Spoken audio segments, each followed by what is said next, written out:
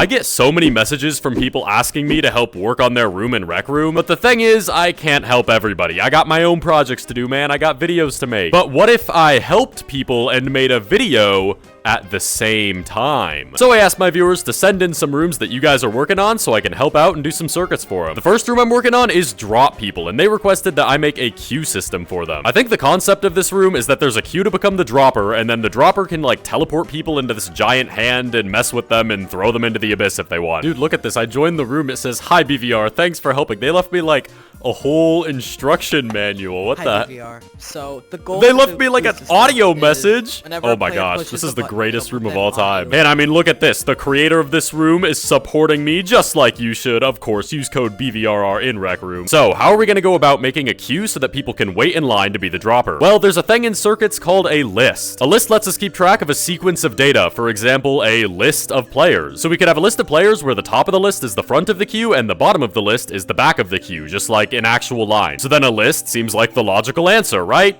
Well, it's not that simple. In Rec Room circuits, most things, including lists, are tracked locally. This means that each player in the room has their own copy of the list, and when one player's list is changed, that change isn't going to be reflected in the lists of other players. So that isn't really going to work out when we want the queue list to always be the same between all players. Some things in Rec Room do have the option to be synced, meaning they'll be the same across all players, but as of now, lists are not one of those things that can be synced, even though synced lists were planned to be added over a year ago now. We could try to manually sync the lists ourselves with events, but trust me, I've tried before, and no matter how much error correction I put in, something always breaks and gets desynced. So let's take a step back. What is a way that we can have an ordered group of players that is synced between everybody? Well, one thing that groups players and is synced is the tag system. The way that tags work is that you can choose any tag to add to or remove from a player whenever you want. These tags themselves don't actually do anything, they more just act as labels so that you can get a list of all the players who have the tag and then do stuff with that. Hey wait, a list of players. That sounds like it might be useful. The thing that makes this whole concept work is that when you get the list of all the players with a tag, it will remember the order that the players were added to the tag in. So when you add a new tag to a player, they will become the first in the list of players with that tag. If you add that same tag to another player, they will become second in the list. And if you remove the tag from the first player, everyone below him shifts up. This is sounding awfully similar to what I was describing earlier, except synced, which is exactly what we wanted. Okay, if I have my alt join the queue here, they're taken away to be the dropper. And then if I join the queue, all right, I'm in the queue. And then if my alt gives up being the dropper, that should put me at the front of the queue, so I'm now the dropper and they leave. Cool. And then I can play the game and bring my alt up here and go, oh, I will only drop you if you use code BVRR, and they'll say, no, I don't want to use code BVRR. And I say, ah, ha, ha, and I drop them, and they fall and die. Yeah, the kids are gonna love this game. I hope this shows that even when making something seemingly common and simple like a queue, it can take a lot of thought and weird methods to get it working efficiently and reliably. What is this? Activate dancers? Does that make the little gremlin dance? Oh no, it's Holotar's dancing of the creators, probably? I wanna be a dancer. Do you... Do you think if I add myself as a dancer, they'll notice? And then we take this incredible holotar and we're just gonna hide it kind of between these two buildings where it's barely visible. Okay, so now if we activate dancers, you can...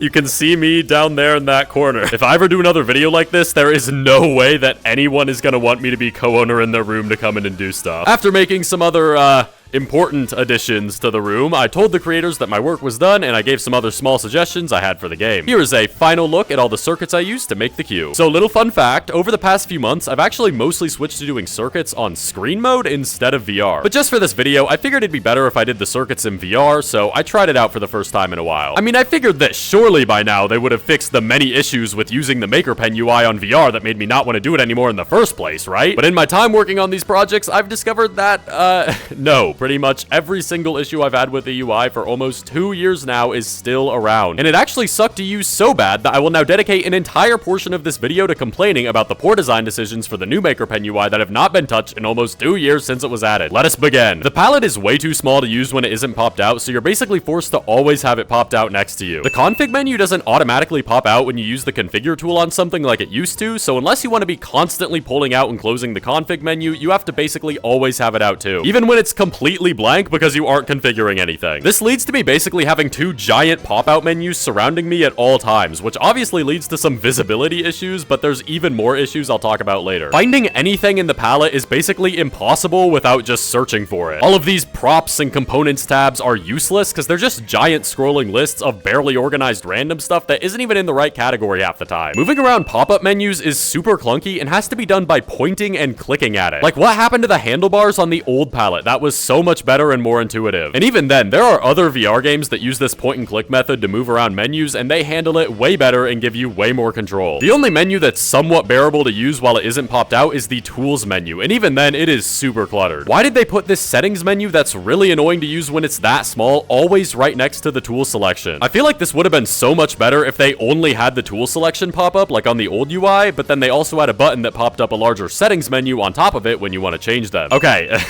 that's it for now. Let's take a break and get back to doing some circuits. Actually, real quick first, I want to tell you about the sponsor of today's video, Kiwi Design. I've talked a bunch of times before about Kiwi Design's incredible VR products and accessories, but today I'm just going to talk about one of them, the brand new Kiwi Design RGB vertical stand for the Quest 2, 3, and Pro. This bad boy can hold your controllers and headset to display or store at the same time, which already sounds great enough. But on top of that, as the name suggests, it has some super cool customizable RGB lights built in to take the presentation to the next level. And even on top of that, it has a magnetic charging cable built in that you can just put on right here. The VR stand is made for Meta certified, so you know that it's high quality. Kiwi's also released a new battery strap for the Quest 3 that works directly with the stand and is super comfortable. If you're interested in picking up the VR stand or any of Kiwi's other incredible VR products, then check out the link in the description and use code BVR for 5% off your purchase. Thanks to Kiwi Design for sponsoring, and let's get back to the circuits, for real this time. The second room that I helped out with is the Crossroads RRS, and the room owner requested here that I make a rocket launcher. This room is like a free-for-all Roblox PvP or something. I don't know, man. I just do what I'm told. Oh, this person's got a nice button for me too. I honestly thought I was just gonna join these rooms and have to figure everything out for myself. So when making weapons that shoot projectiles in Rec Room, like a rocket launcher, there's a couple different ways to do it. The main one is by using a projectile launcher. This is a built-in Rec Room component that shoots out bullets. It is super easy to use and configure to work with basically any weapon, so it shoots different amounts of bullets at different rates and stuff like that. In 99% of cases, if you're making a gun in Rec Room, using a projectile launcher is probably the easiest and best way to do it. But for a rocket launcher, this doesn't really look like it's shooting rockets to me, so we're gonna have to find another way. There's a couple of other methods for making guns, but the one I decided to go with was just by using an actual object as the projectile. When a player pulls the trigger, it spawns in a rocket at the front of the launcher, and then manually, with a mix of math and circuits, it'll move forward that rocket just a little bit every frame so it looks like it's flying forwards. And then also every frame, the rocket will check if there's anything in front of it that it's about to hit. If it does hit something, then we manually make the rocket disappear and have an explosion or whatever we want to happen at that location. There's a lot of little tricks to getting this to work. Like in Rec Room, we can't really just have objects appear and disappear out of nowhere. So when we need to spawn in a rocket, I actually just teleport out a pre-made rocket from under the map or something where nobody will see it. And then when that rocket hits something and despawns, I just teleport it back under the map to be used again. But what if a player shoots the rocket launcher and then before that rocket actually hits anything, they shoot it again? This would teleport the rocket out of its current path back to the launcher, so you essentially couldn't fire more than one rocket at once. This is why there's actually two rocket objects that are alternated between so that you can have more than one fired at once. Alright, time for our first ever test. So if I shoot this, it doesn't work. Great. I also made a 5-second cooldown for the launcher, which luckily means we don't really need more than 2 rockets to switch between. When a rocket collides with something, we just teleport this explosion emitter there and activate it. I honestly have no idea what the explosion emitter even is or why they added it when you can just use the explosion effect on a normal emitter, but sure. And then also we loop through all the players within the radius of the explosion and respawn them back at spawn. I don't know if the creator of the room wanted me to make like a whole health system or something, but I sure hope not, because I ain't doing all that. So we should now have a fully working rocket launcher now. You can shoot it, and then it'll explode on impact, and anything in that impact will get respawned, and there's a cooldown and all that good stuff. So I think for my secret little addition to this game, I'm gonna find some corner to throw an interaction volume in. This seems good. And I can't open my Maker Pen menu, or move, or drop my Maker Pen. Awesome. This game's awesome, guys. I'm gonna set the interaction prompt to be use code BVRR so that if you come over to this little corner right here and you crouch down, it'll say use code BVRR on your screen. And if you click it, it just goes away. Here's a final look at all the circuits I did for this one. Honestly, some aspects of it are pretty inefficient and messy for reasons I'm not gonna get into, but I don't care. So, do you remember earlier when I complained about the Maker Pen UI for almost as long as I spent actually doing the circuits for the rooms as the main focus of this video? Yeah, there's more. Last time I just talked about the intentional design decisions that I thought sucked, but there's also a whole bunch of bugs and technical issues that make it really annoying to use. So now I'm gonna complain about those two. You know how I said earlier that having both the palette and the config menu constantly out creates more issues down the line? Well, here we are. I usually keep the palette on my right and the config menu on my left, so I can actually do stuff in front of me. The palette does this thing when you go to type in the search bar where it brings up the keyboard and it pushes any other menus around it out of the way, which sounds like a good thing, right? Well, for some reason, if I bring up the palette keyboard while the config menu isn't in the way at all behind me and to my left, it will make it teleport directly in front of the palette menu that I'm trying to type into in an attempt to move it out of the way. And I type into the search bar a lot, so not being able to see what I'm typing or looking at every single time is pretty annoying. Whenever you go to manipulate an object, like moving it for example, you point at it with the Maker Pen and you drag it. This is great until you accidentally point at one of the giant menus on either side of you, at which point it immediately cancels out the action. This minor thing is such a big inconvenience, because whenever I just want to like move or scale an object, I have to be super careful about how I'm moving it and where I'm pointing my Maker Pen, so I'm going like just over and around the giant menu that will break everything. This isn't UI related, but it's a bug that's been around for a few months, so I figured I'd mention it. Whenever you go to draw a shape with grid snapping on right now, it just doesn't. It'll place down the object at whatever snapping size you have set, but you won't be able to drag to scale it as you're creating it like you're supposed to be able to. This is like the most basic and essential thing that you do with your Maker Pen. How is this broken? And get this, somehow it's even broken on screen mode too. Probably the biggest technical issue with the Maker Pen is how bad it lags. You want to open up the menu? Here, have a little lag spike. You want to pop out a menu? Hey, here's a little lag spike. You want to select or move or do anything to an object? You're in luck. I've got just the lag spike for you. These constant lag spikes and freezes for every single thing that you do, combined with the overall poor performance and low frame rate, is exhausting. And I'm on PC too. I don't even want to imagine how bad it is for PlayStation and Quest users. Like, the Maker Pen must be genuinely unusable on those platforms. Okay, so that's it for real this time, I promise. You know, I honestly could have just made an entirely separate video about this.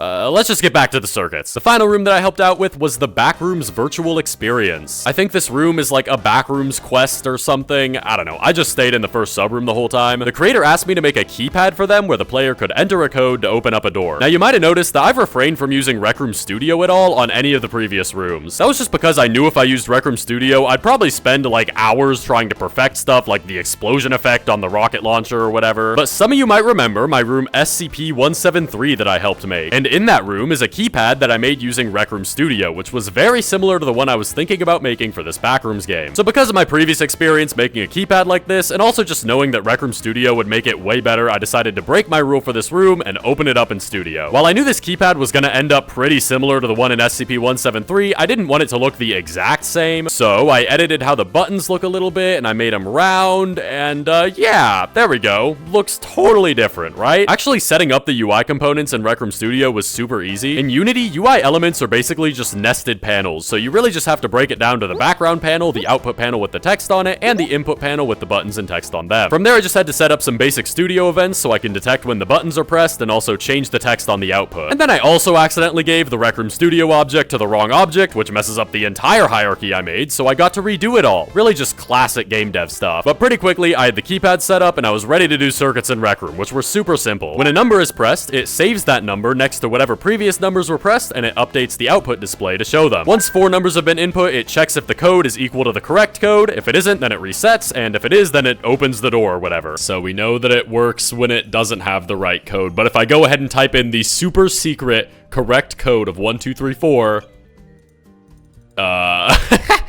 it does not take it. That's so weird. What?